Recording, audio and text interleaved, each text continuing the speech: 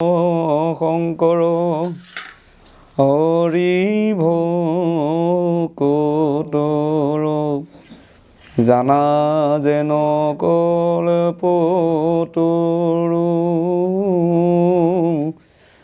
তাহান্ত বিনানি নাহি নাই আমাৰ পৰম গুৰু ৰাম আমাৰ পৰম গুৰু শংকৰ মাধৱ অভেদ ঈশ্বৰ গুৰু নাই দুত পৰ দুহান নাম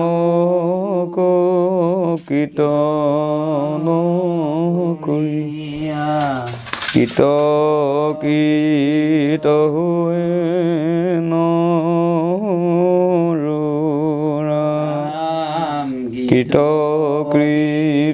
হৈ নৰ বাহিৰে ভিতৰে তুমি হৰি গুৰু আছা চৈতন্য ৰূপে দেওক সুমতি তুমি বিনে গতি নাহিকে কৈলো স্বৰূপ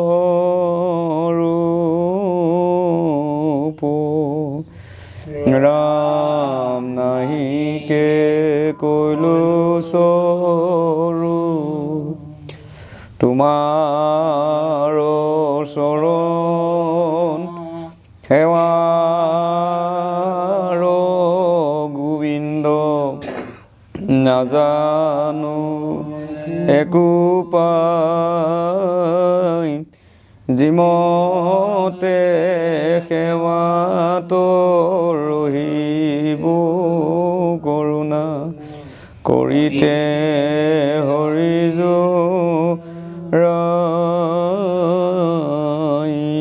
ৰাম কৰিতে হৰি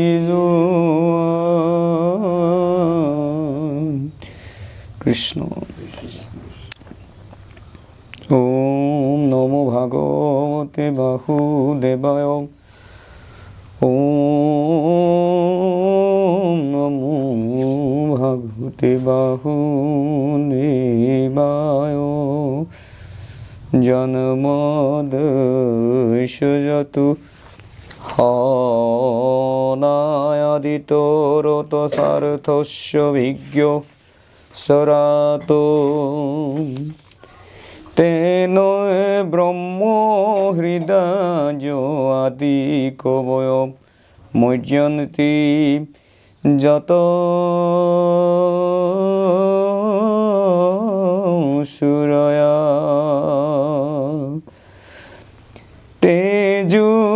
তেজুবারি মৃদাং যথা বিনিময় যত্র ত্রিসর্গো হমেশ্বর ধন্যাসেন সদা নিরস্তকুহক সত্যং পরম ধীমহি ধর্ম প্রযোজিত কৈত বহুত পরম নির্মুচ্চারাণং সতাং বেদং বাস্তবমত্র বস্তু শিবদং এতাপতয় মূল নম শ্রীমদ ভাগবতে মহামুনি কৃতে কিবং পরীশ্বর সদহৃদয় রুদ্ধত কৃতিভি সুশোভিত চনাত অনিগম কল্পতরু গলিত ফলং শুকমুখ দ্রবমৃত সংযুত পিয়ত ভাগত রসমলায়ং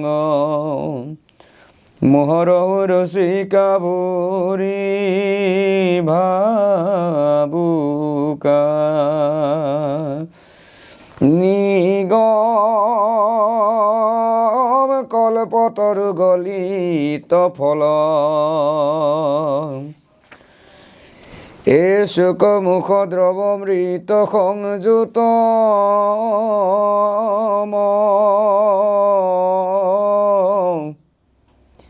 পিবত ভাগত রসমলায়ং এ মোহরহ রসিকা ভূরি ভাবুকা এ হরি রাম রাম রাম রাম কৃষ্ণ শংকৰ গুৰু হৰি ৰাম ৰাম ও কৃষ্ণ শংকৰ গুৰু হৰি ৰাম ৰাম কৃষ্ণ শংকৰ গুৰু হৰি ৰাম ৰাম আজি হে প্ৰভুসকল সেৱকৰ আহ্বান ক্ৰমে আমাৰ মহিকান্ত নাথ বাপৰ গৃহৰ যি ভাগৱত অনুষ্ঠান প্ৰভু সেৱকে আহ্বান কৰিছে ভকতসকলৰ জৰিয়তে প্ৰভু ভকতসকলক আহ্বান কৰি আনি আজি ভাগৱতৰ এটি আধ্যা কীৰ্তনৰ কাৰণে মানস কৰি ক্ষমা ধৰিছে। আমি আধ্যাভাগ আপোনালোকৰ আগত কীৰ্তনৰ অৰ্থে ক্ষমা ধৰিলোঁ। ভগৱন্তই অনুষ্ঠানটো মূৰ বুলি লওক আৰু লগতে আগপাছ বহাটো যদি কিবাখিনি চিত্ৰ ঘটে ভগৱন্তই অমৃতহস্তৰ সমস্তখিনি মৰখন কৰিব। গ্ৰাহক গজেন্দ্ৰৰ যুদ্ধ অষ্টম স্কন্ধৰ লেচাৰী শুক নিগদতি কথা শুনা কথা মুনি নিগদতি শুনা কথা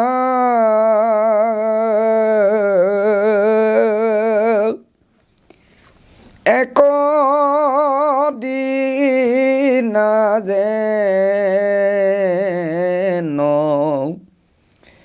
ভৈলা তথা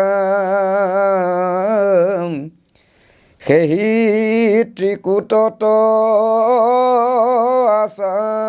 আছাম হাগজৰা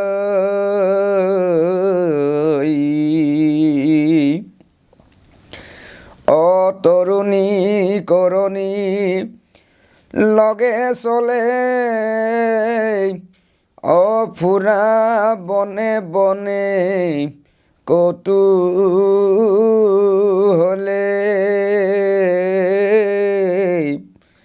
বেত বিষ বেত বাংশ উধাও ভাৰী ইয়াদ পেজায়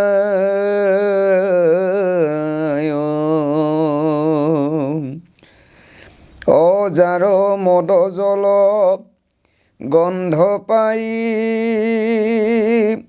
সিংহু দূৰদেশে পলাই যাই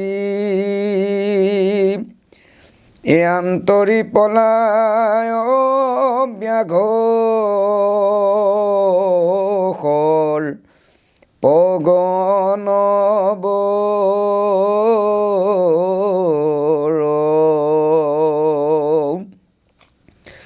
সৰভ সমৰি গণ্ডচয়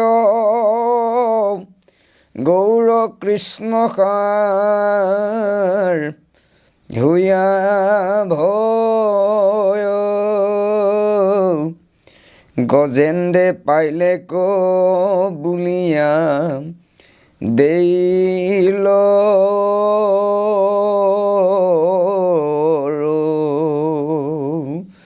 আজি আপোনালোকৰ আগত এয়া গ্ৰাহক গজেন্দ্ৰৰ অধ্যায়ৰ দ্বিতীয় অধ্যায় এয়া অষ্টম স্কন্ধ ভগৱন্তৰ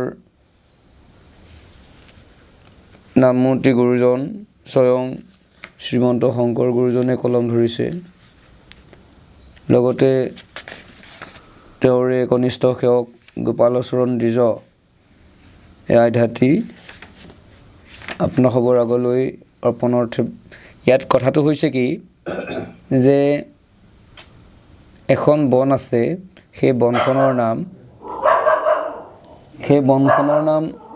বিতুপন বন বিতুপন মানে কেনেকুৱা বিতুপন বুলি কওঁতে আমি চকুৰে দেখা জগতখনৰ কথা কৈছে কিমান সুন্দৰ এখন জগত কিমান সুন্দৰ জগতখনত তাতেই কিন্তু কথা হ'ল যে ভয়ংকৰ কিছুমান ব্যৱস্থা আছে সেই ব্যৱস্থাখিনি আমাৰ চকুৰ বা আমাৰ দৃষ্টিগোচৰ নহয় সচৰাচৰ গতিকে লোকজগতক ইয়াতে প্ৰতীকাত্মকভাৱে আপোনালোকক জনাইছে তিনি গুণত জড়িত তিনি গুণৰ 17তম তিনি গুণত সৃষ্ট জীৱসমূহে সংসাৰ জগতলৈ আহি যিহেতু পঞ্চভৌতিক দেহটো আছে সেই পঞ্চভৌতিক দেহটো ক'ৰ পৰা আহিল কেনেকৈ আহিল কি সূত্ৰে আহিছে কিয় আহিছে এই কথাখিনি বিচাৰ নকৰি একমাত্ৰ কি হয় ৰংচঙীয়া সুন্দৰ পৃথিৱীখনৰ মানে আনন্দতেই মশগুল হৈ থাকে কিন্তু সেই কথাখিনিলৈ ভক্ষেপ নাই যে তেওঁ যি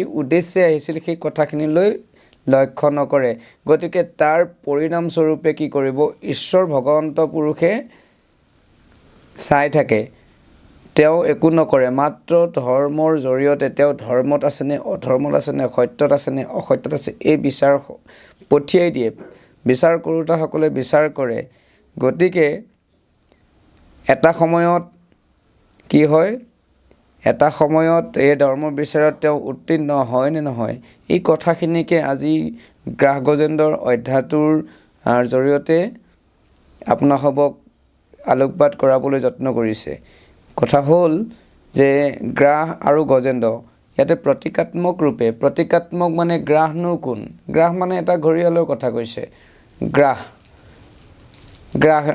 এতিয়া প্ৰতীকাত্মক গ্ৰাহটো আমি কাহিনীটো আমাৰ ভাগৱতৰ আগৰ অংশত আপোনালোকে সদায় ধৰি লওক ইয়াৰ ওপৰত আপোনালোকৰ হেৰি আছেই কি কয় দৃষ্টিভংগী আছে কেনেধৰণৰ কেনেকৈ হ'ল কথা হ'ল আমি গ্ৰাহটোৰ কথা ভাবি থাকিলেই নহ'ব সংসাৰ জগতত গ্ৰাহৰূপী বিপদসমূহকেই ইয়াতে সূচনা কৰিছে সংসাৰ জগতত থকা যিমানবোৰ আলৈ আকুহাল আলৈ কি কয় বিপদ আপদ এইবিলাককে কালে যেতিয়া এজন লোকক আক্ৰমণ কৰিব কি ৰূপে আক্ৰমণ কৰে কেনেদৰে আক্ৰমণ কৰে সেই কথাখিনি আমাৰ ভূক্ষেপত নাথাকে আমি ধৰিব নোৱাৰোঁ গতিকে সেই প্ৰতীকাত্মক ৰূপটোৰ নামেই হৈছে গ্ৰাহ এনেই কাহিনী আকাৰে যদি চাই গ্ৰাহ হুহু ৰজা বা হুহু নামৰ এটা গন্ধৰ্ব যি নাৰদ ঋষিৰ অভিশাপে কি হৈছিল গ্ৰাহ হৈ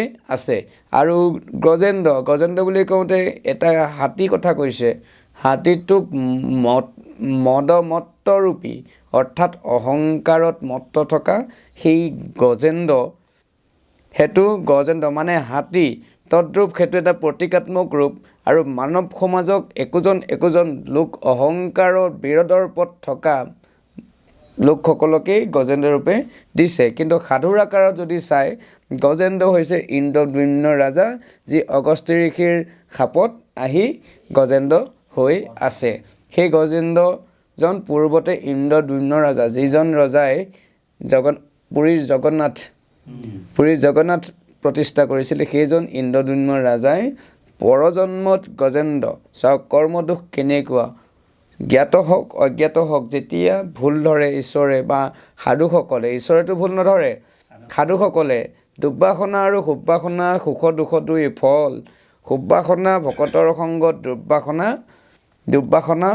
ভকন্তৰ মনৰ কোপত গতিকে ইয়াতে দুৰ্বাসনা উপজন হৈছে কেনেধৰণৰ আমাৰ মনুষ্য জগতত কেনেদৰে দুৰ্বাসনাবোৰ জন্ম হয় তাকে আলোকপাত কৰিছে এতিয়াই হ'ল যে সেই কাহিনী আকাৰে ক'বলৈ যাওঁতে ত্ৰিকুট পৰ্বত নামৰ এটা ঠাই আছে তাত এখন বিতুপন নামৰ এখন বন আছে তাত এটি সৰোবৰ আছে সেই সৰোবৰতে উত্তপ্ত ৰ'দত গজেন্দ্ৰ নামৰ সেই হাতীটোৱে তেওঁ সপৰিয়ালে কি কৰিছে পানীৰ সন্ধানত আগুৱাই গৈ আছে ক'তো পানী পোৱা নাই এটা সময়ত গৈ পেলাই সেই সৰোবৰৰ মাজত কি পালেগৈ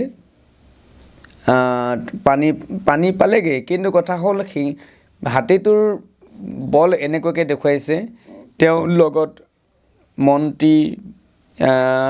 মন্ত্ৰী বা তেওঁৰ পাৰিষদবিলাক গজেন্দ্ৰৰ পাৰিষদবিলাক বা গজেন্দ্ৰৰ যিবিলাক সহায়কাৰী পত্নী পুত্ৰ সকলোকে লৈ ৰজাৰ দৰে চলে আৰু তেওঁ গোন্ধ পোৱা মাত্ৰকে তেওঁ আহিছে বুলি গম পোৱা মাত্ৰকে কি হয় বনত থকা বনৰ ৰজা সিংহ বাঘু পলাই পত্তং দিয়ে কৃষ্ণসাৰ আদি হৰিণবিলাক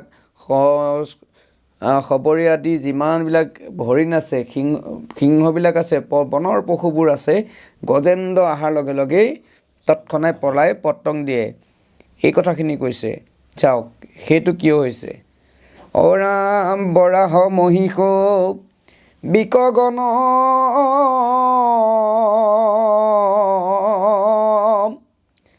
ভালুক বানৰ ৰংগমন গোপুষ্য হৰিণ সখা আদি পহু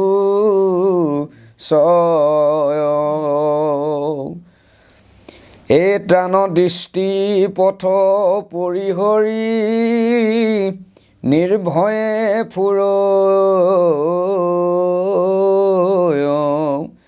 ক্ৰীড়া কৰি গজ অনুগ্ৰহে মনতু উদ্বেগন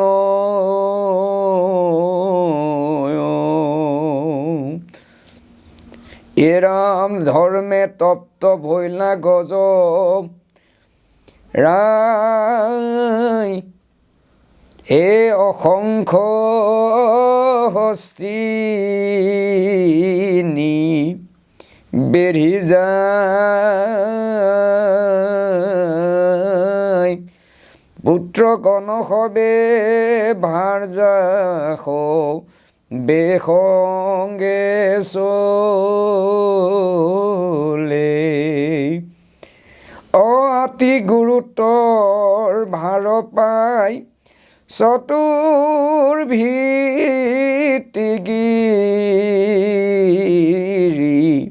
কম্পি যায় কুম্ভস্থল ভেদি মদব হে বুম্বানলে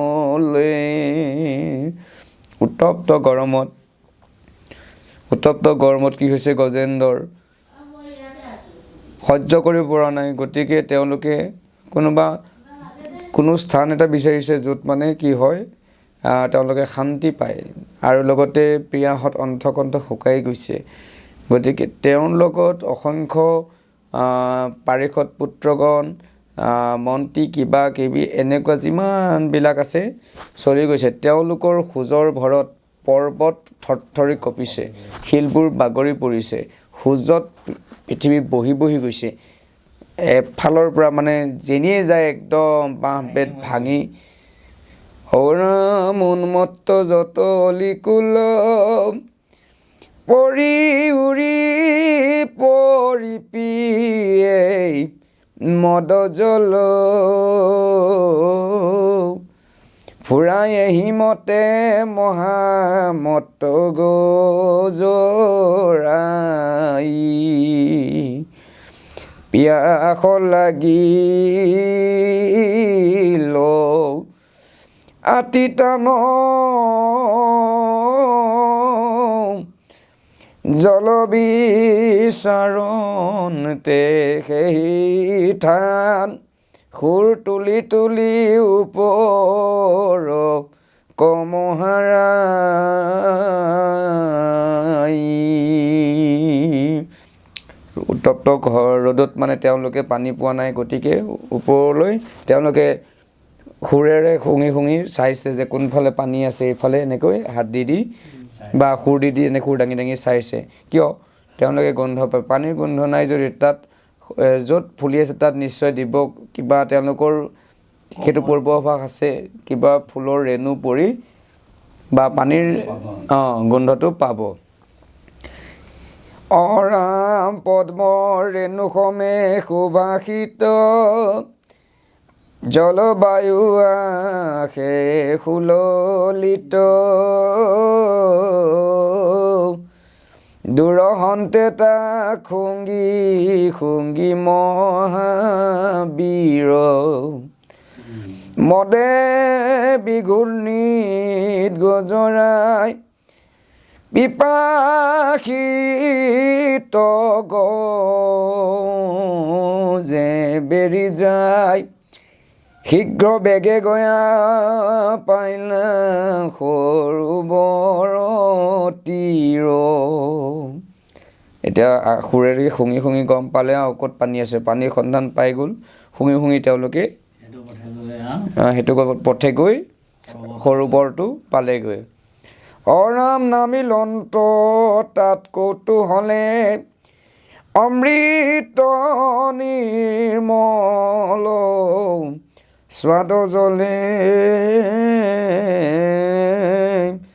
সুবৰ্ণৰ পদ্মৰ ৰেণু ছয় সুশোভিত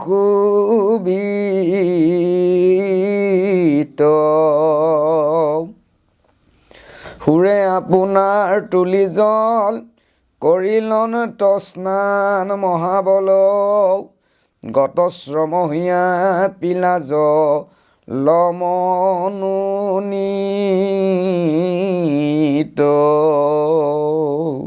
গতিকে পানী পাই ঢপলিয়াই গৈ তাত সকলোবোৰ পৰি নিজৰ দেহ ৰ'দৰ তাপত মানে ক্লান্ত হৈ থকা দেহটো শান্ত কৰাবলৈ যত্ন কৰিলে আৰু তাৰ পানী গাত লগাৰ লগে লগে সুন্দৰ মানে বিনা চাবোনেৰে গা ধুলেও যাতে সুগন্ধিত হৈ থাকে, গতিকে ফুলৰ সুবাসবোৰ তাত লাগি নিৰ্মল স্বচ্ছ হৈ আছে। আৰু সেয়া পানীকে কি কৰিছে তেওঁলোকে উদৰ পূৰাই পান কৰি নিজৰ তৃষ্ণা দূৰ কৰিছে। এৰাম আপোনাৰ সুৰে তুলি পানী লাখে লাখে ঢালে মহামানী বালক পুত্ৰত কৰণী সত যায়।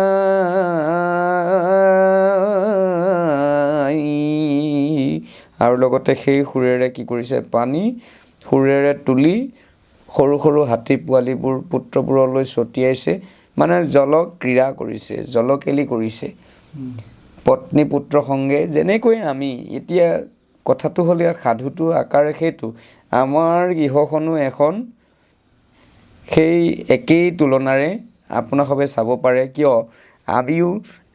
আমিও নিজৰ জীৱনত আমি প্ৰবৃত্ত হৈছোঁ, ঘৰ সংসাৰ আছে, আমাৰো পতি পুত্ৰ আছে, পত্নী পুত্ৰ আছে বা অন্যান্য একেই কথা। গতিকে ৰজা হিচাপে বা তাত গজেন্দ্ৰই ৰজা আৰু আমি ঘৰখনত ৰজা। গতিকে কৰ্মকে আপোনাসৱে খাতিয়ান লৈ বুজিবলৈ যত্ন কৰিব পাৰে যে কোন কেনেকৈ চলি আছে। গতিকে কৰ্ম কৰিবলৈ যাওঁতে আমি সুখ আৰু দুখবোৰ কেনেকৈ পাওঁ সেই কথাখিনি বিচাৰলৈ আনিলেই গম পাব। এতিয়া যেনেকৈ গজেন্দ্ৰই গজেন্দ্ৰই তেওঁৰ পুত্ৰ পত্নীসকলক লৈয়ে ব্যস্ত হৈ আছে। আমিও তদ্ৰূপ তেনেকৈয়ে ব্যস্ত হৈ আছোঁ, যেনে দেৱেন ভকত, আমাৰ বাপজনা, আমি সকলোৱে ঘৰখনৰ পৰিয়ালবিলাককে লৈ পেলাই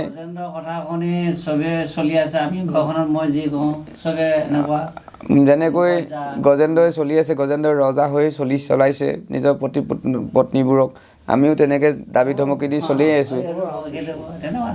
গতিকে কিন্তু কথাটো হ'ল সেয়া শুদ্ধ নে অশুদ্ধ, বা সেইবোৰ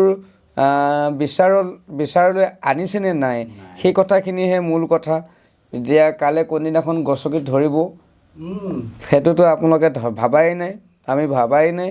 গতিকে প্ৰভুসকল, আজি এই কাহিনীটোৰ জৰিয়তে আপোনালোকে শুনিব, এই ৰাম স্নেহে আতিশয় হৈয়া ভুল পিয়াৱন তসুৰে ভৰি জল কৃষ্ণৰ মায়াত কৃপণ ভাৱ পাই।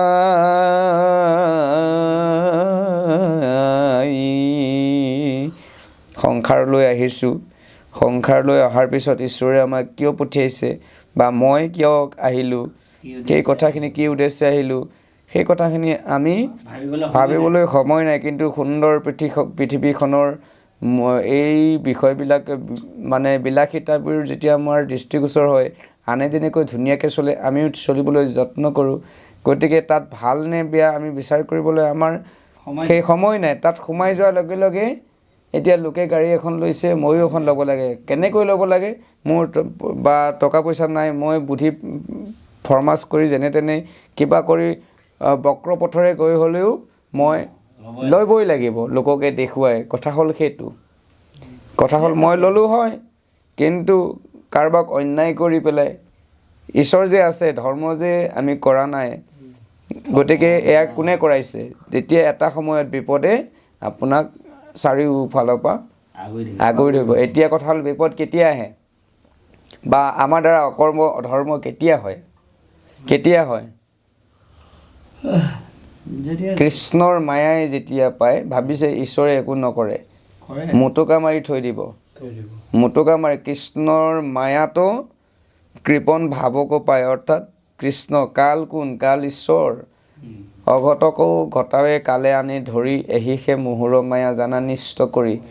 আৰু লগতে কথা হ'ল আমি আমাৰ কৰ্মসমূহ ভগৱন্ত চৰণৰ অৰ্পণ কৰি যদি আমি কৰোঁ, তাত যদি ভুল হয় ঈশ্বৰে মোৰ বুলি ল'ব বা ঈশ্বৰে গ্ৰহণ কৰিব। কিন্তু তাকে নকৰি যদি আমি গুৰু গোসাঁই নমানকৈ হস্তীৰ গজেন্দ্ৰৰ দৰে ফুৰোঁ, গতিকে এদিনাখন গজেন্দ্ৰই যেনেকৈ বিপদত পৰিল, আমাৰো তেনেদৰে বিপদ আহিব। হে ৰাম পুত্ৰ ভাজা পুত্ৰ সমেত গৃহবাসী, যেনে ক্ৰীড়া কৰে জলে আশী, সেই মতে ক্ৰীড়া কৰিয়া আছাতহিত।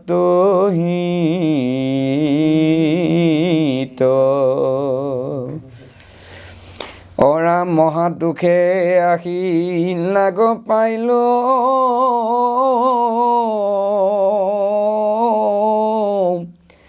অতাক গজৰা যে নেদেখিল, বিষ্ণুৰ মায়াৰ বল দে হাবি পৰিত।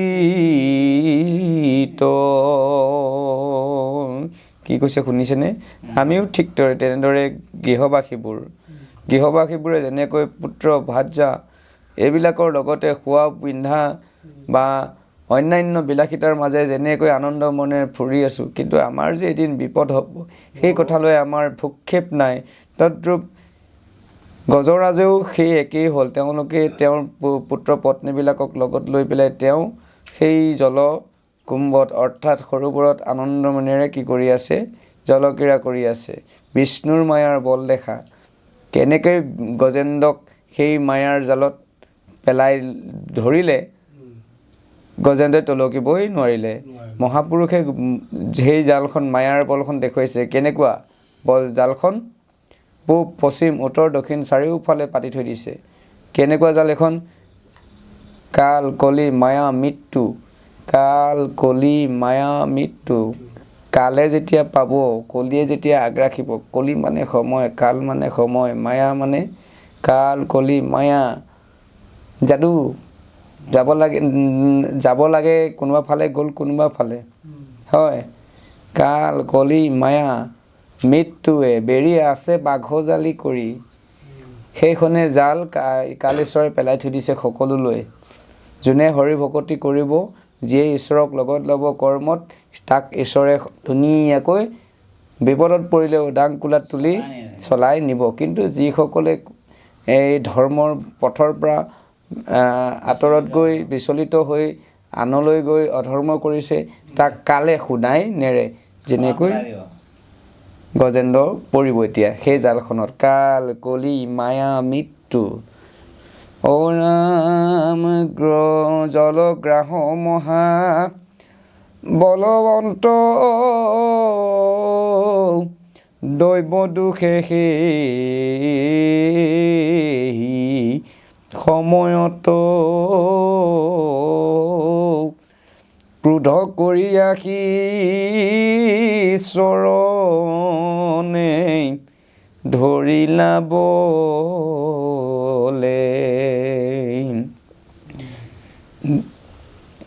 তেওঁৰ ৰাজ্যখন এখন এখন ধৰ্ম ৰাজ্যৰ এখন অধৰ্ম ৰাজ্যৰ কথা হ'ল গজেন্দ্ৰই গৈ পেলাই তেওঁৰ ৰাজ্যখনত গৈ পেলাই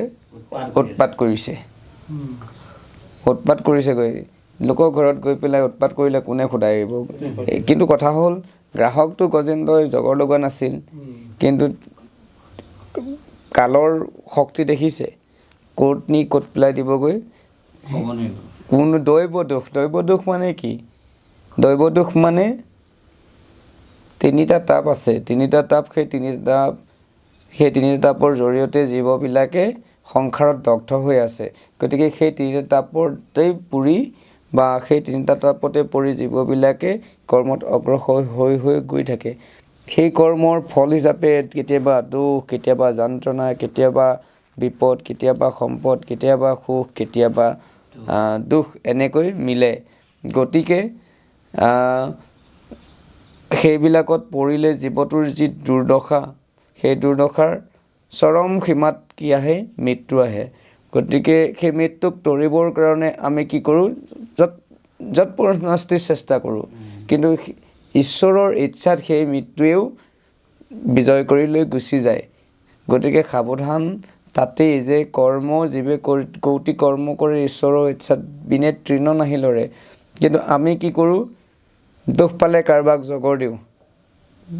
কাৰোবাক জগৰ দিওঁ অমুক কৰিলে কাৰণে মই দুখ পালোঁ কিন্তু সেয়া যে মোৰ কৰ্মৰ ফল সেয়াটো মই বিচাৰলৈ অনা নাছিলোঁ মোক ঈশ্বৰে যিটো উদ্দেশ্যে পঠিয়াইছিল সেই উদ্দেশ্যত মই উত্তীৰ্ণ হ'লোঁ নে নাই সেই কথাখিনিতো মোৰ মনলৈ অহা নাই মই দুখী সাব্যস্ত কৰিছোঁ মোৰ চকুৰ আগত থকাজন তেওঁ বিনা দোষী কিন্তু দুখটো মোৰ নিজা আপুনি আপোনাৰ শত্ৰু আপুনি আপোন মিত্ৰ আপুনি আপোন ৰাখে মাৰে হৰিক নভজি নৰ আপুনি হয় নষ্ট হৰি ভজি আপোনাক তাৰে এতিয়া মই কৈছোঁ তেওঁ মোৰ পৰম শত্ৰু এনেকৈ বুলি দেখুৱাই আছোঁ ক'ত কোন কাৰ শত্ৰু কোন কাৰ চিনাকি কোন কাৰ আপোন কোন কাৰ পৰ চকুৰ চিনাকি মাত্ৰ তেওঁ মই মাজতে সংগ পাইছোঁ কিন্তু যন্ত্ৰণাটো বা সেই দুখৰ দায়িত্বটো মই নিজেই এইটো আত্মবিচাৰলৈ যদি আনে আত্মবিশ্লেষণ যদি কৰে তেতিয়াহ'লে সেই জীৱটোৱে সেই উপলব্ধি কৰিব পাৰিব আত্মবিশ্লেষণ মানে কি নিজক নিজে চিনা মই শুদ্ধ কৰিছোঁ নে অশুদ্ধ কৰিছোঁ নে মই শুদ্ধ নে অশুদ্ধ মই ধৰ্মৰ পথে চলিছোঁ নে অধৰ্মৰ পথে চলিছোঁ সেইটোৱে বিচাৰ কৰা নিজক বিশ্লেষণ কৰাটোৱে হৈছে আত্মবিচাৰ আত্ম মানে নিজক গতিকে গজেন্দ্ৰৰ কথাটো হ'লে তেওঁক যিটো দায়িত্ব দিছিল তেওঁ হয় ৰজা হৈ আহিল প্ৰহ্লাদ মহন্তক নৃসিংহ প্ৰভুৱে কি কৈছে সেই দৈত্যপতি প্ৰহ্লাদ সদায় তোমাৰ দেউতাৰ অসুৰ আছিল ঠিকেই আছে তোমাৰ দেউতাৰ কৰ্মদোষত গ'ল সিফালে তথাপিতো এইটো মন্বন্তৰ হৈ থাক তই দৈত্যৰ ঈশ্বৰ তোমাক মই দায়িত্ব দিছোঁ তুমি দৈত্যৰ কুলটো ৰক্ষা কৰি তুমি দৈত্য কৰ্মকে কৰি যোৱা ৰজাই হৈ যোৱা কিন্তু কৰ্ম কৰিবা কৰ্মটো কি সদায় শুনিবা মোৰ কথা মোৰ ৰূপ চিন্তিবি সৰ্বথা কীৰ্তনে পলাইবে পাপ ছয় ভোগ্য ভঞ্জি পুণ্য কৰা ক্ষয় সবে কৰ্ম বন্ধ হৈবহীন অন্তকালে মোত যাইবি লীন এতিয়া কথা হ'ল যদি প্ৰহ্লাদ মহন্তলৈ সেইটো দৰ্শন আমালৈও আমাৰ লোকজগতলৈ একে দৰ্শন আমি হৰি ভকতি কৰিব লাগিব ঈশ্বৰ চিন্তা কৰিব লাগিব কৰ্ম সিদ্ধান্ত গ্ৰহণ কৰিব লাগিব সাধু সংগ ল'ব লাগিব সৎ সংগ ল'ব লাগিব কিন্তু আমি তাকে নৰিলে যদি নলওঁ বা যদি আমি তাত সেই কথাখিনিলৈ আগবাঢ়ি নাযাওঁ তেতিয়া আমি সংসাৰত মোতকৈ আৰু কোন হতভাগা আছে বা মোতকৈ আৰু কোন দুৰ্ভগীয়া আছে সেইজনক কি বুলি সেইজনক তেওঁ যেনিবা খাই বৈ বা মই যেনিবা খাই বৈ জীয়াই আছোঁ আনতকৈ আনন্দৰে খাই আছোঁ কিন্তু তেওঁ খাই থাকিলেও নহ'ব শাস্ত্ৰই বা সাধু গুৰু পৰম্পৰাই সেইটো নকয় সেইজনক আত্মঘাতী বুলি কয় তেওঁ খাই বৈ জীয়াই থাকিব পাৰিব কিন্তু সেই পৰমানন্দ সুখটো লাভ কৰিব নোৱাৰিব যিটো পৰমানন্দ সুখ এজন তেওঁতকৈ তলৰ লোকেও পাব পাৰে গতিকে অকস্মাতে দুখ পায় সেই দুখ কেতিয়াবা সহ্যৰ বাহিৰতো যায় কিন্তু যাক কিছুসকলে আকৌ তাৰ সেই দুখক সহ্য কৰিব পাৰে কিন্তু সকলোৱে নোৱাৰে এতিয়া গজেন্দ্ৰ পূৰ্বজন্মৰ সেইকণ সাধন থকাৰ বলতেহে তেওঁ গ্ৰাহৰ লগত বা বিপদৰ লগত বা সেই কালৰ লগত মোকাবিলা কৰিবলৈ সক্ষম হ'ল কিন্তু আমাৰ দৰে নিকিনবিলাকে কি কৰিম তাকে কৈছে যে অকস্মাতে বৰ দুখ পাই উজাৰি উঠিল গজৰাই গ্ৰাহ মহাবলী আজুৰি ধৰিলা জনে পানীৰ তলত খোজ দিছে পানীৰ তলত কি আছে গজেন্দ্ৰ এইটো দেখা নাই খোজ দি গৈ আছে সেই খোজৰ আগত যে মৃত্যু ৰৈ আছে কাল ৰৈ আছে গজেন্দ্ৰই দেখা নাই তদ্ৰূপ আমিবিলাকেও সংসাৰ জগতত খোজ দিওঁতে আমিতো নাজানো আগত কি আছে মৃত্যুৱে আছে নে মানে পাও এখন আগুৱাই গৈছে এখন পাছুৱাই গৈছে এখন আগুৱাই গৈছে এখন পাছুৱাই গৈছে তেনেকেই অগা পচাকৈ আমি চলি আছোঁ আৰাম যাৱত যেতিয়া অকস্মাতে মানে ভৰিত কোনোবাই ধৰি লওক আমি যেনেকৈ হুল এডাল সোমালে আহ বুলি চিঞৰি উঠোঁ গজেন্দ্ৰই তদ্ৰূপ যেতিয়া মহাবলৱন্ত জলত বন্দী জলস্বৰ জীৱ মহাবলী গ্ৰাহটোৱে ঘৰিয়ালটোৱে কামুৰি ধৰিলে কামোৰাৰ লগে লগে গজেন্দ্ৰই মানে গোটেই সৰুবৰ কপাই চিঞৰি উঠিল যাওঁতো শকতি আছে গাঁৱে তীৰত আনন্ত গজতাৱে মহাবলৱন্ত গ্ৰাহে টানিনে জলে যেতিয়া কামুৰিলে গম পালে গজেন্দ্ৰই যে নিশ্চয় মোক কিবা সেই দুষ্ট প্ৰকৃতিৰ জীৱই পালে গতিকে তেওঁ যৎপূৰ্ণাস্তি চেষ্টা কৰিছে যেনে তেনে পাৰলৈ উঠি আহি পেলাই যাতে নিজক ৰক্ষা কৰিব পাৰে যেনেকৈ আমি বিপদত পৰিলে যিকোনো ফালৰে আমি গৈ নিজকে তৰাবৰ কাৰণে যত্ন কৰোঁ গজেন্দ্ৰেও তেনেদৰে চেষ্টা কৰিছে কি কৰিছে যিমান গাৰ যিমান শক্তি আছে সেই শক্তিৰ বলে তেওঁ পাৰলৈ তুলি আনিব বিচাৰিছে কিন্তু সেইটোতো স্থলত থকা জীৱ গতিকে তেওঁ যিমানে শক্তি নাথাকক পানীত থকা জীৱৰ বল আৰু বেছি গতিকে সামান্য গ্ৰাহ এটাইও বা ঘৰিয়াল এটাইও হাতীটোক সশৰীৰে চুচুৱাই টানি নিবলৈ বল আছে আৰু সেইটো ইচ্ছা কালৰ গতিকে মহাবলৱন্ত গ্ৰাহে টানি নেই জলে এ আতুৰ বৈলন্ত গজপতি হস্তিনী আতাস পাৰে আতি মনত বিৰহে তিৰত পৰি কেৱল লগৰ সহায় গজ যত ধৰিলে কসবেই নানামত আজুৰি তুলিবে নপাৰি লাজত নকৰি গ্ৰাহ গজেন্দ্ৰৰ নানামত লাগি গৈ লাজু বিপৰীত জল জন্তু যত বিদুৰ কজান্ত দূৰি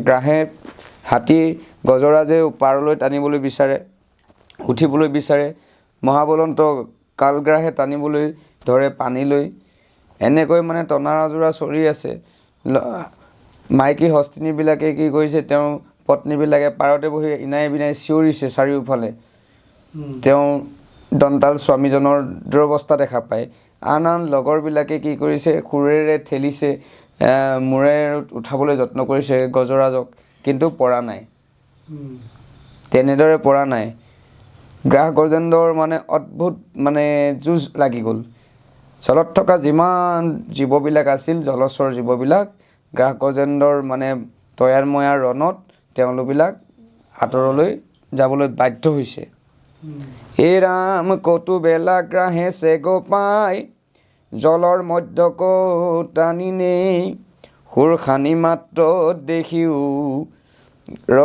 গজৰাজৰ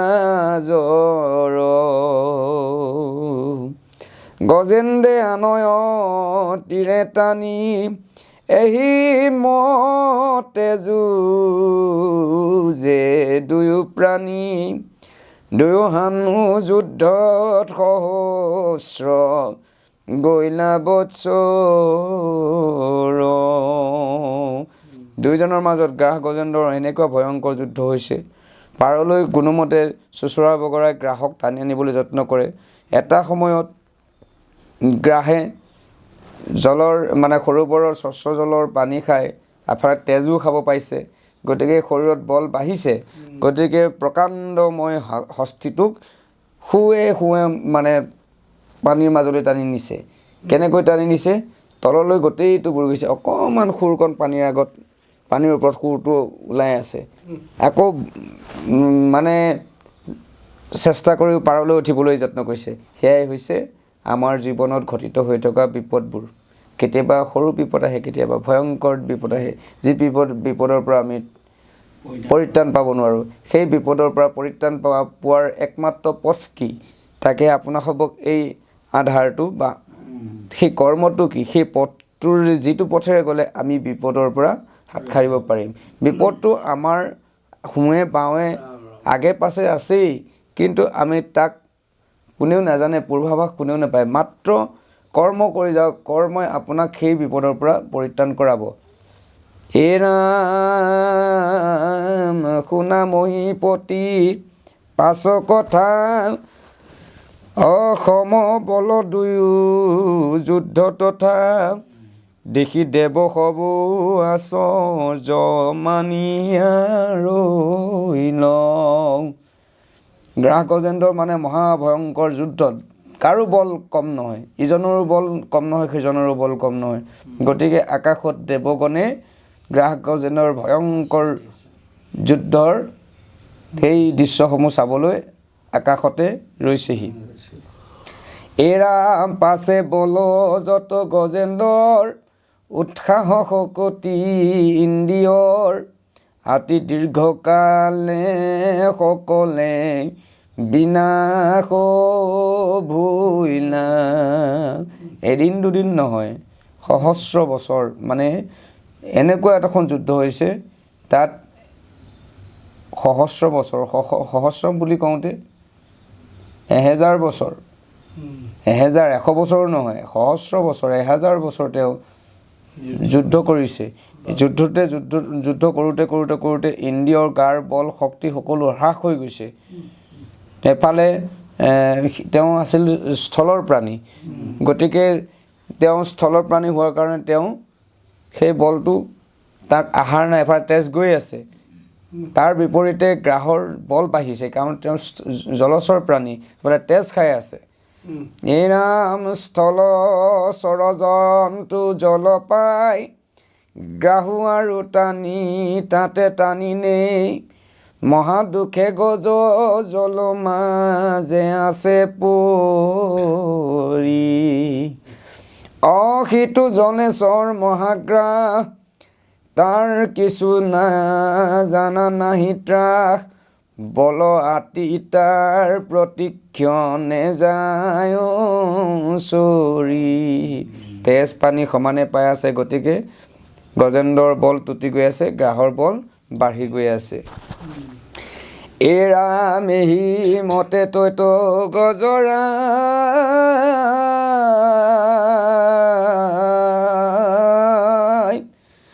প্ৰাণৰ সংকট সদা পাই জাতু দেহ মানি পৰব সহুঙা ভৰৈল চিৰকালে আত্মা বিমুক্ষণ নপাৰি আগুনে মনে মন কৃষ্ণৰ কৃপাত পাছে এহি বুদ্ধি ভৈলা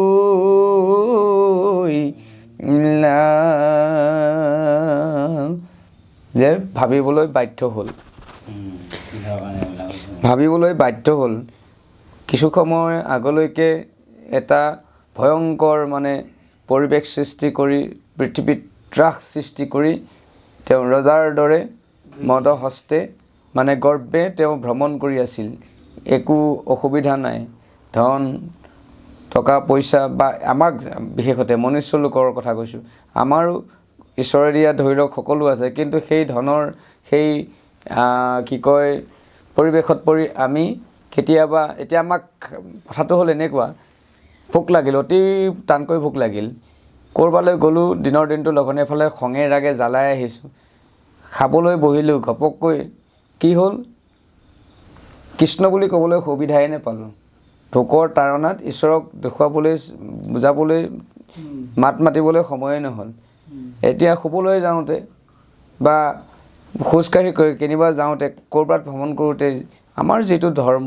বা আমাৰ যিটো কৰ্ম ঈশ্বৰে আমাক গুৰুৱে যিখিনি আমাক শিকাইছে সেইমতে যদি আমি কৰোঁ তেতিয়াহ'লে বিপদ আহিলেও দূৰতে আঁতৰ হৈ থাকিব কিন্তু আমাৰ লোকসকলে গজেন্দ্ৰ আজি যেনেকৈ ভাবিবলৈ বাধ্য হৈছে কিছু সময় আগলৈকে তেওঁ ৰজা কিন্তু ৰজাৰ আজি কি অৱস্থা হৈছে কালে পাই ৰজাক ঠেং ভৰি ভাঙি পানীৰ মাজত পেলাই থৈ দিছে গতিকে তেওঁ এপলক হ'লেও ভাবিবলৈ যত্ন কৰিছে এয়া কোনে কৰিছে নিশ্চয় কৃষ্ণৰ ইচ্ছাতেই হৈছে গতিকে চিৰকালে আত্মা বিমুক্ষণ আত্মবিচাৰ কৰা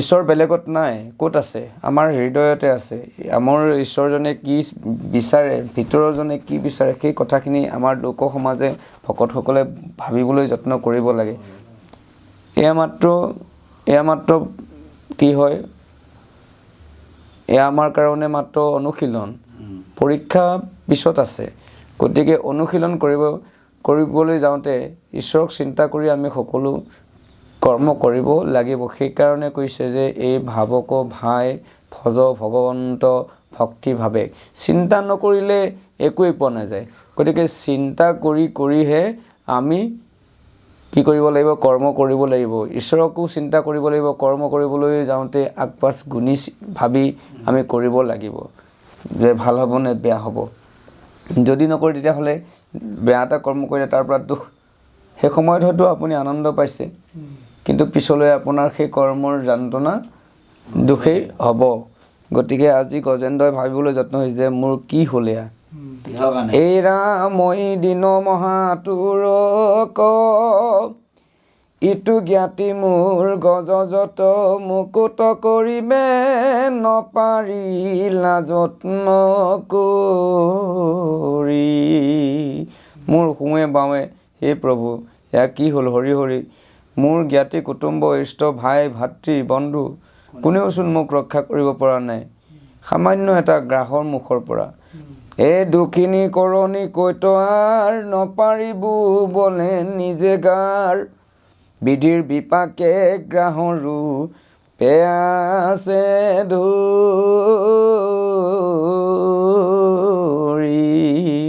জানিলোঁ আজি মোৰ বিধি বক্ৰ হ'ল, পথালি হ'ল, যে বিধিয়ে হয় কালে সাপে খালে জীব, কিন্তু কালে খালে নিজিবে বা নিজিয়ে। তদ্ৰূপ আজি মই গম পালোঁ এইটো গ্ৰাহ নহয়, এইটো বিধিয়ে অৰ্থাৎ কালৰূপে গ্ৰাহে মোক ধৰিলে। কাৰণ মই যেন মোৰ নিচিনা এটা প্ৰকাণ্ড কলেবৰৰ অধিকাৰী সামান্য গ্ৰাহ এটাৰ মুখৰ পৰা পৰিত্ৰাণ পাব নোৱাৰা হ'লোঁ। এইটো কি কথা, কেনেধৰণৰ কথা? গতিকে মই বুজিলোঁ এইটোৱে হৈছে আত্মসমালোচনা। আত্মসমালোচনাই হৈছে ধৰ্মনীতি, পৰ সমালোচনাই হৈছে ৰাজনীতি। গতিকে ভকতসকলে নিজক বচাই বচাই শুদ্ধ পথেৰে আমি যাব লাগিব, তেতিয়াহে আমি যাব পাৰিম বা আমি কম বেছি পৰিমাণে আমি চলিব পাৰিম। অন্যথা গ্ৰাহৰূপী পাশে আমাকো ধৰিব, এই বিধিৰ বিপাক। এতেকে জানিলোঁ আন লোক মুকুত কৰন্তা নাহি মোক, কিন্তু ভগৱন্ত পতিত পাৱন বিনে। মোৰ ভাই ভাতৃ ইষ্ট কুটুম্ব মোৰ চকুৰ আগত আছে, কিন্তু কোনেও তুলিবলৈ যত্ন কৰিছে, কিন্তু তুলিব পৰা নাই। কাৰণটো কি হ'ল? গম পালোঁ এয়া কালে কৰাইছে। গতিকে মোৰ এই বিপদৰ সময়ত মই জানিলোঁ যে এওঁলোকে মোক উদ্ধাৰ কৰিব নোৱাৰে, একমাত্ৰ ভগৱন্ত বাহিৰে। গতিকে মই তেওঁৰ ওচৰতে মনটো স্থিৰ কৰি সেৱা ল'ব লাগিব, এইবুলি গজেন্দ্ৰই অনুভৱ কৰিছে। এতিয়া আমাৰ ক্ষেত্ৰত আমি কি কৰোঁ? আমি যদিও কেতিয়াবা ভকতক মাতি আনো, তাতো কৃপণালী, তাতো আমি বেছি মাতিলে আমাৰ ক্ষতি হ'ব, বা ভকত আহিলেও তেওঁক যেনেভাৱে সেৱা সৎকাৰ কৰিব লাগে তেনেকৈ আমি কৰিবলৈ নোৱাৰোঁ। যত্ন কৰিলে আমি কি কৰোঁ? আমাৰ কৰ্মত ভকতৰ সেৱাত নিশ্চয় বিধি পথালি হয়, তেতিয়াও ঈশ্বৰে বেয়া পাই যায়। গতিকে এতিয়া উপায় নাই, তথাপিতো কৰিবই লাগিব। বিপদত পৰাৰ লগে লগে ঈশ্বৰক আমি দেখুৱাই নিওঁ, বোলো প্ৰভু আমাৰ আজি বেয়া বিপদ হৈছে, আপুনি উদ্ধাৰ কৰক আৰু এইবুলি আমি ঈশ্বৰৰ চৰণত হকে নহকে সঁচাই মিছাই গুৱাপান এটা দি হ'লেও আমি জনাওঁ, তেল ধূপকণ দি পেলাই নামঘৰত গৈ জনাওঁ, এই ৰাম ব্ৰহ্মা হৰে যাক কৰে সেও সবাৰো আশ্ৰয় যিটো নেও, তাহান চৰণে পখিলো মই পৰাণে। শৰণ পহয় জাত তুমি জাত, তেহু কোন তাক কহয়াত, হেন যদি বোলা উত্তৰ কহো তাহাৰ। তাৰ ওচৰত শৰণ ল'ম আমি, যিজনৰ চৰণত ব্ৰহ্মাহৰে সেৱা কৰে, যাৰ ওচৰত আশ্ৰয় ল'লে কোনো বিপদৰ ভয় নাথাকে, সেইজনৰ চৰণতে আমি শৰণে পখিব লাগে। আৰু সেইজন কোন? এতিয়া কাৰ ওচৰত আমি শৰণ ল'ম? প্ৰশ্ন হ'ল আশ্ৰয়দাতাজন কোন? যিজনে আমাক আশ্ৰয় দিব আমি বিপদত পৰিলে। যদি সেইজন সেই আশ্ৰয়দাতাজন যদি সঠিক নহয় বা তেওঁ যদি অভয় দিব নোৱাৰে, তেতিয়াহ'লে আমি কাৰ ওচৰত আশ্ৰয় ল'ম? এই কথাখিনি ক'বলৈ যত্ন কৰিছে। কোন তেওঁ? এই সমস্তে লোকক কৰে অন্ত, প্ৰচণ্ড শকতি বেগৱন্ত, হে কাল সৰ্প জগত ইটো সংহাৰ। অতান্ত ভক্ত হৈয়া যিটোজন পশয় শৰণ একমন সমস্তে ভয়ত ৰাসন্ত যিটো ঈশ্বৰ। কাৰ ওচৰত শৰণ ল'ব লাগিব এতিয়া? কাৰ ওচৰত আশ্ৰয় ল'ব লাগিব? যাৰ কটাক্ষতে হৈয়ে জগত বিনাশ, যাৰ প্ৰচণ্ড বেগ শক্তিত কি কয় জগত সংহাৰ হৈ যায়, যাৰ এপলক দৃষ্টিতে অসংখ্য ব্ৰহ্মাণ্ড সৃষ্টি হয়, যাৰ কৃপা দৃষ্টিত সমস্ত দুখৰ পৰা পৰিত্ৰাণ পোৱা যায়, সেইজন ঈশ্বৰ। তেওঁৰ ওচৰতে আমি আশ্ৰয় গ্ৰহণ কৰিব লাগে বুলি কৈছে। কেনেকৈ? ৰাম জাত ভয়ে মৃত্যু সদা ধাৱে, জাত ভয়ে চন্দ্ৰ বায়ু নিতে বয়ে, চন্দ্ৰ সূৰ্য অগ্নি ভয়ে যাৰ কৰ্ম কৰে। কোনজনৰ ওচৰত শৰণ ল'ব লাগিব? কাৰ আশ্ৰয় শৰণ ল'ব লাগিব?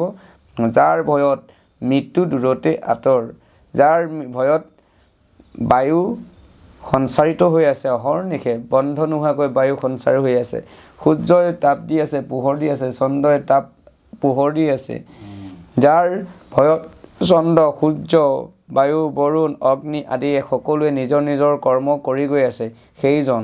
কোন সেইজন? অহেন মহেশ্বৰ কৃষ্ণ স্বামী তাহান চৰণে, তাহান্ত শৰণ লৈলো আমি, শৰণৰ স্থান দেখাইলো নাৰায়ণ। গতিকে সেই লোকসকল শৰণৰ স্থান কোন? শৰণৰ স্থানটো হ'ল প্ৰভু ভগৱন্ত। প্ৰভুৰ চৰণতেই শৰণাপন্ন হ'লে সমস্ত বিপদৰ পৰা, সমস্ত আলৈ আহুকালৰ পৰা আমি পৰিত্ৰাণ পাম। অন্যথা এতিয়া কথা হ'ল শৰণ মানেনো কি? শৰণ মানে আশ্ৰয়। কিয় আশ্ৰয় ল'ব লগা হ'ল? আমি নিৰাশ্ৰয়ী নেকি বাৰু? আমিতো নিৰাশ্ৰয়ী নহয়। সকলোৰে পতি পত্নী ঘৰ দুৱাৰ সকলোৰে আশ্ৰয় আছেই, কিন্তু আমি এতিয়া কেলৈ আশ্ৰয় ল'ব লগা হ'ল? কিহৰ কাৰণত আছে? গম পাই গৈছে, কৈ গৈছে আপোনাক হ'ব যে বিপদে কেতিয়া কোনফালে হাত বাউলি মাতে কোনেও নাজানে। গতিকে সেই বিপদৰ পৰা পৰিত্ৰাণ পাবৰ কাৰণে একমাত্ৰ সহায় ঈশ্বৰ। গতিকে ঈশ্বৰক আমি সেৱা কৰাটো অনিবাৰ্য। অন্যথা বিপদে এটা সময়ত মূৰ তুলিবলৈ নিদিব। যেনেকৈ গজেন্দ্ৰক কেনেকৈ টানি নিছে জলৰ মাজলৈ, ভৱসাগৰত এই অসংখ্য জীৱসমূহ পৰি কক বকাই আছে সংসাৰৰ জ্বালা যন্ত্ৰণা, তিনি তাপত দগ্ধ হৈ, তলে জুই ওপৰে জুই, সংসাৰৰ জুই, সমস্ত জীৱসমূহে কক বকাই আছে। গতিকে সেইবোৰ মায়াৰ পৰা, সেই মায়াই জীৱটোক কি কৰিছে? কোবাই আছে। যাৰ ভয়ত জীৱটোৱে, মই নহয় জীৱটোৱে, মোৰ ভিতৰত এটা আছে যিটোৱে ভয়ত মানে কক বকাই আছে। হয়, মই এতিয়া ইয়াত বহি আছোঁ, কিন্তু মোৰ ভিতৰত এটা ভয় আছে। সকলোৰে মৃত্যুৰ ভয় আছে, আন গতি মৰণ নাহিকে মৰণ।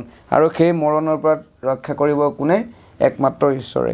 গতিকে মই শৰণৰ স্থান দেখুৱালোঁ বুলি ভাগৱতে শুক মহন্তই পৰীক্ষিতৰ আগত কৈছে যে শৰণৰ স্থান দেখাইলো নাৰায়ণ। শৰণদাতাজন ঈশ্বৰ। তানত বিনে নাই হেন মনে চিন্তি গজৰাই, হৈয়া সাৱধান বুলিবে লৈলা বচন।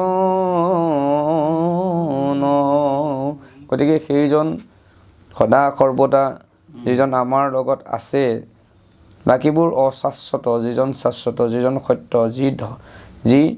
যি আমাৰ জ্ঞানৰূপে জ্ঞানৰ মূৰ্তি, যি আমাৰ জীৱৰূপে চৈতন্য পৰমব্ৰহ্ম শক্তি, নামৰূপে ঈশ্বৰ, সেইজনে আমাৰ অভয়দাতা, সেইজনে আমাৰ শৰণদাতা। গতিকে গজৰাই এটা সময়ত চিন্তিবলৈ বাধ্য হ'ল যে তেওঁৰ চৰণত শৰণৰ বিনে অন্য গত্যন্তৰ নাই। গতিকে তেওঁ সাৱধানে কি কৰিলে? ক'বলৈ ল'লে, এই শুনা সভাসদ হৈও নিষদ, অষ্টম স্কন্ধৰ শুনা পদ, কথাৰ আশয় বিদেশীও শাস্ত্ৰ বিচাৰি। গতিকে সেই লোকসকল, সভাসদ মানে সেই সাধুসকল, শাস্ত্ৰৰ অষ্টম স্কন্ধৰ এই অধ্যায়টোৰ লগত নিজকে তুলনা কৰি ৰিজাই পেলাই চাওক। সভাসদ হৈও নিশবদ অষ্টম স্কন্ধৰ শুনাপদ, কথাৰ আশয় মানে বিচাৰ, দেশেও শাস্ত্ৰ বিচাৰি।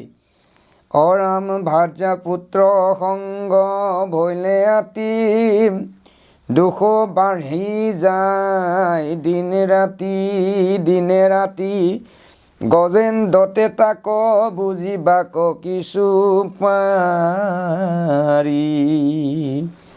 গজেন্দ্ৰৰ যিটো অৱস্থা হৈছে, গতিকে তাৰ লগত আপোনালোকৰ জীৱন ধাৰা প্ৰৱৰ্তনটো অলপমান তুলনা কৰি চাওক, কেনেকে চলি আছোঁ। হেন কৃষ্ণ বৈকুণ্ঠৰ নাথ, তোমাত নিবেদো পৰমাৰ্থ। মোৰ মনত যো কথাত ৰতি নকৰে। হে প্ৰভু, ঈশ্বৰ কৃষ্ণক নিবেদন কৰিছে। কি নিবেদন কৰিছে? পৰমাৰ্থ মানে সত্য। সত্য মানে কোন? কৃষ্ণ। হে কৃষ্ণ, যে তোমাৰ এটা কথাটো আমাৰ পঞ্চভৌতিক দেশ জগতত থকা তত্ত্বসমূহে উপলব্ধি নকৰে, যে কৃষ্ণ যে আমাৰ হৃদয়তে আছে। কোনে কাৰ লগত ঈশ্বৰ নাই বাৰু? সকলোৰে লগতে ঈশ্বৰ আছে। ঈশ্বৰলৈ কোনে ভয় কৰে, কোনে নকৰে কওকচোন? মইতো ভয়ে নকৰোঁ। কোন ঈশ্বৰ? কৰ্ম কৰিবলৈ, দুখ কৰিবলৈ, জগৰ কৰিবলৈ ভয়ে নকৰোঁ অকণো। ভকতক গালি পাৰিবলৈ ভয়ে নকৰোঁ অকণমান, যে ঈশ্বৰজন, মোৰ লগত থকা ঈশ্বৰজন তেওঁৰ লগতো আছে। তেওঁক গালি পৰা মানে ঈশ্বৰজনকে গালি পৰা। গতিকে আমি সেই কথাখিনি বিচাৰলৈ আনিলে তাৰ নামেই পৰমাৰ্থ। তাৰ নামে পৰমাৰ্থ মানে কৃষ্ণ।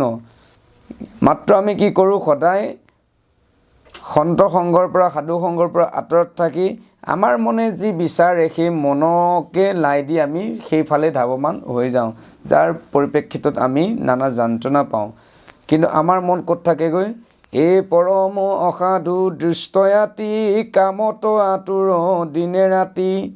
হৈবে শোকে শোক ভয় আৰ্ত, ইটো নিৰন্তৰ। সদায় মনে কি কৰে? দুষ্ট সংগ, অসন্ত সংগ, কামনা বাসনা এইবিলাককে আমি লৈ, আমাক লাগে আৰু লাগে, ধনং দেহি পুত্ৰং দেহি ভাৰ্যাং দেহি, সকলো আমাক লাগে আৰু লাগে, বেলেগতকৈ মোক বেছি লাগে। সেইটো সত্যতে হওক বা অসত্যতে হওক, মোক লাগে আৰু আনতকৈ বেছি লাগে। এইটো মনৰ ভাৱ। আৰু মনৰ সেই চাটুকাৰিতাৰ ফলত আমি কি দুখ উপাৰ্জন কৰি ল'ব লাগে, কোলাই পাচিয়ে নধৰাকৈ। গতিকে সেই দুখৰ পৰা এতিয়া আমাক কোনে তাৰিব? জগৰ লগালোঁ মই, লোভত পৰি কৰ্ম কৰিলোঁ মই, জগৰ ভাগিব লাগিব এতিয়া ঈশ্বৰে, দুখমুক্ত কৰিব লাগিব ঈশ্বৰে। এৰা মন্ত জামি ৰূপে, জানা তুমি কহিবে নলাগে মোৰ স্বামী। জীৱাত্মাই পৰমাত্মাক জনাইছে নিবেদন কৰি। ক'ত আছে ঈশ্বৰ? আমি কোনজন, ক'ৰ পৰা আনিম ঈশ্বৰক? ঈশ্বৰটো ইয়াত নাই, ক'ৰ পৰা আনিম? আমাৰ বিপদ আপদ সম্পদবোৰ আমি ক'ৰ পৰা, কাক নিবেদন কৰিম? হয়, মই বিপদত পৰিলোঁ, কাক নিবেদন কৰিম? অৰাম অন্তৰ্যামী ৰূপে। অন্তৰ্যামী মানে কি? ওচৰতে, অতি ওচৰতে থকাজনকে অন্তৰ্যামী বুলিছে। মোৰ ভিতৰৰ কথা জানে কাৰণে কোনজনে জানে? মোৰ লগত আছে কাৰণে জানে। তথাপিতো মই জানো চুৰ কৰিবলৈ এৰিছোঁ, বেয়া কৰিবলৈ এৰিছোঁ, গালি পাৰিবলৈ এৰিছোঁ? নাই। এৰা মনত জামি ৰূপে, জানা তুমি কৈবে নলাগে মোৰ স্বামী। কিন্তু প্ৰাণনাথ কৃপা মাত্ৰ কৰিও ৰাম কৃষ্ণ আদি যত নাম, যেন গাইবে পাৰৈ অবিশ্ৰাম। বৈষ্ণৱ শবত মোৰ, দুখ বুদ্ধি নৌক। সদায় ঈশ্বৰৰ নাম ল'ব, দুখবোৰ কেতিয়াও আমাৰ লগৰ পৰা আঁতৰিব। সদায় ঈশ্বৰৰ নাম ল'ব। কৰ্মদোষবোৰ কেনেকৈ এই প্ৰহ্লাদ মহন্তক যিটো মন্ত্ৰ দিলে, সদায় শুনিবি মোৰ কথা, মোৰ ৰূপ চিন্তিবি সৰ্বথা, কীৰ্তনে পলাইবে পাপ ছয়, ভোগ্য ভঞ্জি পুণ্য কৰা হয়, সবে কৰ্ম বন্ধ হৈবহীন, তাতে সবে কৰ্ম বন্ধ হৈবহীন, অন্তকালে মোতে যায় বিলীন। সেই কথাখিনিৰ অৰ্থটো তেনেধৰণৰ। গতিকে কৃষ্ণ নাম সদায় ল'ব। কৃষ্ণ নাম লোৱাৰ লগে লগে কৃষ্ণ নামৰ মহিমা প্ৰকাশ কৰি কৰি গৈ থাকিব, কিন্তু সদায় ল'ব। এদিন এদিন এনেকৈ ল'লে নহ'ব। সি ভক্তি, ঈশ্বৰৰ নাম গ্ৰহণ কৰাটো নাম হৈছে ভক্তি। ভক্তি পথত অগ্ৰসৰ হওক, বিপদ বিঘিনিৰ পৰা আঁতৰত থাকিব। আৰু কি কৰিব, লগতে ভকতক কদাপিতো দুখত নেপেলাব। ভকতৰ মনত দুখ যন্ত্ৰণা নিদিব। বৈষ্ণৱসকলক কদাপিতো দুখ জগৰত নেপেলাব। ভকত বুলি কাকো গালি নাপাৰিব। ভকতৰ দোষ আচৰণ নকৰিব। ঈশ্বৰক দুখ লগালে ঈশ্বৰে সহ্য কৰিব, কিন্তু ঈশ্বৰৰ ভকতক জগৰ লগালে নিজেতো পৰিব। সেই দুখৰ কাৰণে তেওঁ কৌটি পৰিয়াল যদি বংশ থাকে, তাক কি কৰিব, ধ্বংস কৰি পেলাব। যেনেকৈ এতিয়া পৰীক্ষিতক তক্ষকেহে দংশন কৰিছিল। জন্মেজয়ে প্ৰতিশোধ ল'বলৈ যাওঁতে কি কৰিলে, তক্ষকৰ সলনি গোটেই সৰ্পকুলটোকে নাশ কৰিবলৈ যত্ন কৰিলে, সৰ্পযজ্ঞত আহুতি দিলে। গতিকে এজনে কৰা কৰ্ম বিভিন্নজনে বিভিন্ন কুললৈকে, বিভিন্ন লোকলৈকে পায়, বিয়পি যায়। গতিকে মই ভকতক দোষ আচৰণ কৰা মানে মোৰেই নহয়, মোৰ পৰিয়ালটো বা মোৰ বহু পিঢ়িলৈকে এই দুখটো থাকি যাব, প্ৰভাৱ থাকিব। গতিকে ভকতক দোষ দি কদাপিতো নচলিব। গতিকে সেই দুখৰ পৰা যদি থাকে, তেতিয়াহ'লে আপুনি অপৰাধ শূন্য। নাম অপৰাধত নপৰিলে, ভকতক নিন্দা নকৰিলে, তেতিয়া আপুনি বিভিন্ন কাৰণত ঈশ্বৰৰ প্ৰিয় তৰি যাব পাৰিব। কিন্তু ভকতক যদি নিন্দা কৰে, ভকতক যদি জগৰ লগাই নামৰ দ্ৰোহী যদি হয়, তেতিয়াহ'লে হৰিও ৰাখিব নোৱাৰে তাক। গতিকে সেই কথাখিনি কৈছে। আজি ভাগৱতৰ এই অধ্যায়টোত সাধুসকলক এইটো নিবেদন কৰিছে যে ঈশ্বৰৰ চৰণত নিজৰ মন শুদ্ধৰূপে নিবেদন কৰি ঈশ্বৰৰ চৰণত শৰণাপন্ন হ'লে কি কৰিব পাৰিব, অভয়দাতা প্ৰভুৱে আপোনাৰ জীৱটোক অৰ্থাৎ আপোনাৰ শৰীৰত থকা জীৱটোক বিপদৰ পৰা ৰক্ষা কৰিব পাৰিব। অন্যথা আপোনাৰ জ্ঞাতি কুটুম্ব ইষ্টই বিপদত পৰিলেও সেই জীৱটোৰ দায়িত্ব ল'ব নোৱাৰে। জীৱটোৰ দায়িত্ব কোনে ল'ব? মোৰ জীৱটোৰ দায়িত্ব মোৰ ঘৰখনৰ মানুহে ল'ব পাৰিব নেকি? বা আপোনাৰ দায়িত্বটো আপোনাৰ পত্নীগৰাকী, আপোনাৰ পুত্ৰই ল'ব পাৰিব নেকি? নোৱাৰে। জীৱটোৰ দায়িত্ব একমাত্ৰ ঈশ্বৰেহে ল'ব, শৰণদাতা প্ৰভু নাৰায়ণেহে ল'ব। গতিকে প্ৰভু দ্বিতীয় অধ্যায় এহিমা নেজানা যায়, অৰামে সিটো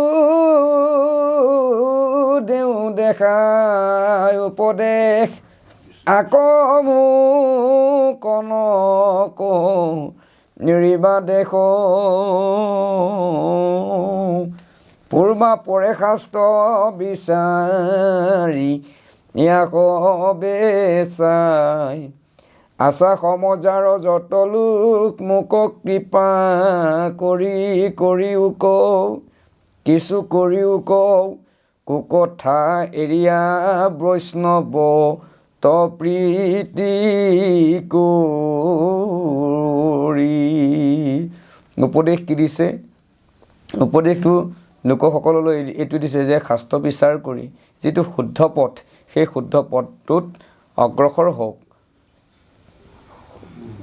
অগ্ৰসৰ হোৱাৰ লগতে সদায় কুসংগ ত্যাগ কৰি বৈষ্ণৱত প্ৰীতি কৰি ভকতক সেৱা সৎকাৰ কৰিলে আপোনাপনি হৰি তুষ্ট হ'ব বা ভগৱন্তৰ গুণনাম সাধুসংগত ল'লে। এতিয়া সাধুসংগনো কি?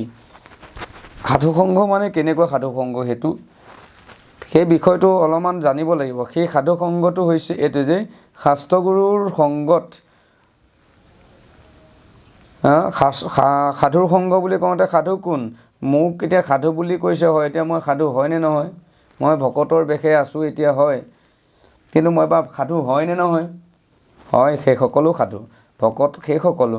কিন্তু আৰু এসকল উত্তম সাধু আছে, সেয়া হৈছে শাস্ত্ৰগুৰু। তাত থকা সাধুসকল ঈশ্বৰ কৃষ্ণৰ একনিষ্ঠ সেৱকসকলৰ সংগত চৰিত্ৰ শোধন হয়। গতিকে শুনা কৃষ্ণ কথা দিনে ৰাতি, সাধু সংগে নাম গায়ো আতি, ডাক 400 বুলিও কহৰি হৰি। সাধুসংগ অনুসাৰা শ্ৰৱণ কীৰ্তন কৰা পৰিসৰা পাখণ্ড আচাৰ।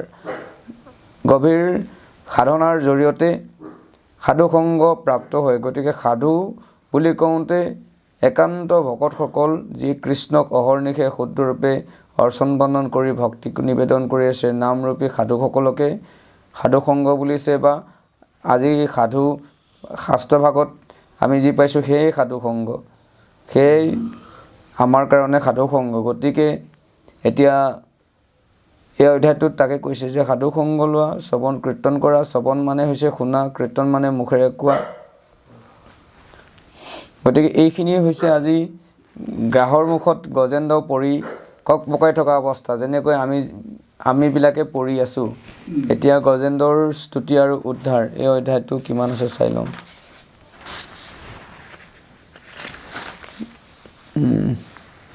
এয়া দুপেজ যাব লাগিব, সৰকৈ যাব লাগিব আৰু। এই ৰাম তৃতীয়ত গজৰাজে স্তুতি কৰি বনত, তুষ্ট হৈয়া হৰিদেৱ তৈতয়াসী অন্ত। গ্ৰাহন্তে গজেন্দ্ৰক উদ্ধাৰ কৰিবা, দেৱলখাপত জল গ্ৰাহক তুৰিবা। দেৱল ঋষি নিগদতি ব্যাসসুত শুনা পৰীক্ষিত, বুজিও খবৰ্ত কৰিও নিশ্চিত। হৃদি মাজে সাৱধানে কৰিল মতি, জপিলা পৰমমন্ত কৰিয়া ভকতি। পূৰ্ব জন্মে ইন্দ্ৰদৈন্য শিখিলন্ত যত, সেই অৰ্থ সব আঁকি পৰিল মনত। ইন্দ্ৰদৈন্য ৰাজা হৈ থাকোঁতে যে তেওঁ যি ঈশ্বৰৰ ভকতি কৰিছিল, কিন্তু সামান্য দোষৰ কাৰণে তেওঁ অভিশপ্ত হৈ পেলাই পৰিল। হয়, তেওঁ এই দুখখিনিয়ে যেতিয়ালৈকে আগুৰি আছিল, তেওঁ সেই কথাবোৰ ঈশ্বৰ চিন্তা মনলৈ অহা নাছিল। যেতিয়া দুখখিনি আঁতৰি গ'ল, আঁতৰাৰ লগে লগে তেওঁ চিন্তা কৰাৰ লগে লগে কথাবোৰ মনলৈ পৰিল আৰু তেওঁ ভক্তি নিবেদন কৰিবলৈ ধৰিলে। ঔৰা মহা অনুৰাগ ভাৱে বচন বোলনত, গজেন্দ্ৰ বদতি নমো নমো ভগয়ন্ত। কুলে কৰো মনে মাত্ৰ নমস্কাৰ, গ্ৰাহে ধৰি আছে প্ৰভু পাৱত আমাৰ। খায়ে নমস্কাৰ কৰিবাৰ নুহু পাত্ৰ, শিকাৰণ মনে নমস্কাৰ কৰোঁ মাত্ৰ। অৰাম আপোনাৰ যিমতে কৃষ্ণত জ্ঞান ভৈল, তাংক সম্ভাষিয়া বিশেষণ দিবে থৈলা। নমো নমো মূৰ্তি সত্যন মূৰ্তি সনাতন, যাৰ সকামত দেহ আদিৰ চেতন, হৃদিত কাৰণ ৰূপে প্ৰকাশিয়া সনত। পুনশ্চ প্ৰণামো হেন প্ৰভু ভগৱন্ত। যদি বোলা পুৰুষ প্ৰকৃতি দুয়োজন, তাৰে সেইকাৰণে শুনা প্ৰসিদ্ধ বচন ইটো সংশয়ৰ কথা শুনা উত্তৰ শোভন প্ৰকৃতি পুৰুষৰূপে দেৱ নাৰায়ণ অৰাম গাঁৱে গাঁৱে প্ৰৱেশিয়া যদ্যপিয়া চনত জীৱ যেন পৰাধীনিতে মন অনুহনত যিহেতু পৰমেশ্বৰ সবে জগতৰ নমো নমো ভগৱন্ত হয় নম হেশ্বৰ অৰাম ভগৱন্ত কৃষ্ণৰ ঐশ্বৰ্য আছে যত প্ৰকৃতি কহনত যাৱে স্তুতি সমাপত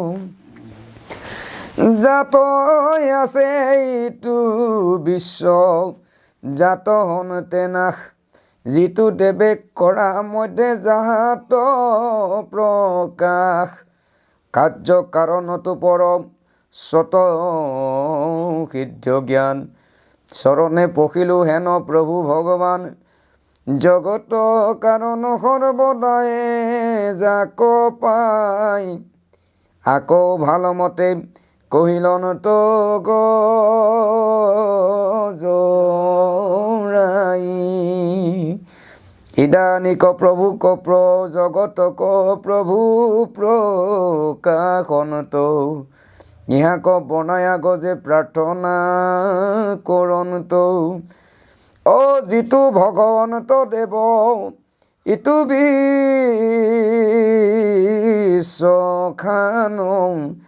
মায়া দ্বাৰে আপোনাতে কৰণ তনিৰ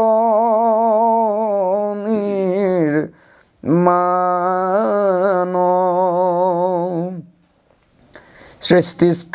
সৃষ্টিকালে কদাচিতো প্ৰকাশী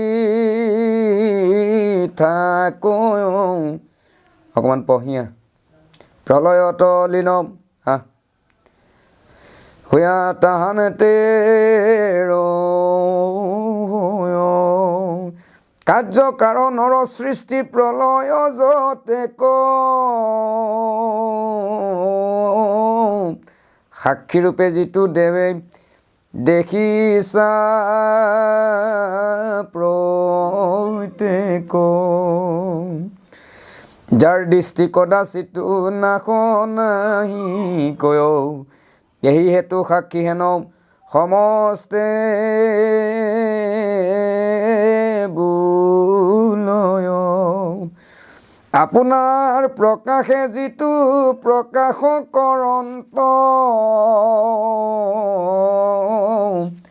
আনু সমস্তৰ চক্ষু আদি প্ৰকাশনত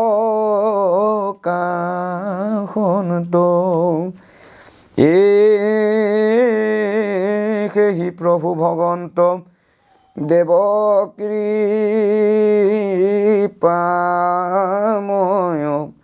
গ্ৰাহগ্ৰস্ত মোক স্বামী ৰাখিবে